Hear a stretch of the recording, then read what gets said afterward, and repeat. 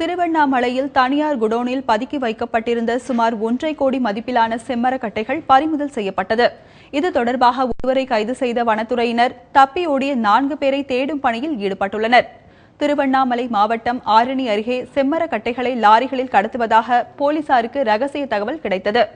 இதனையடுத்து வனசரகர்கள் தலைமையில் வனத்துறையினர் சிவசக்தி நகர் பகுதியில் உள்ள தனியார் குடோனில் சோதனை மேற்கொண்டனர்.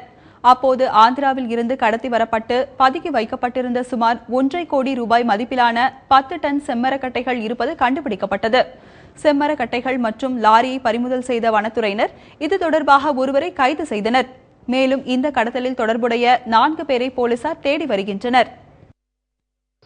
ஆரணி அருகில் கல்லேரிப்பட்டு என்ற கிராமத்தில் செம்மரங்கள் கடத்துவதாக தகவல் கிடைத்ததன் பேரில் பார்த்தபொழுது ஒரு மகாலட்சுமி கார்டன் என்ற இடத்தில் செம்மரங்கள் ஆந்திராவிலிருந்து கடத்தி வரப்பட்ட செம்மரங்கள் பதுக்கி வைத்து ஒரு லாரியில் ஏற்ற முற்பட்டனர்.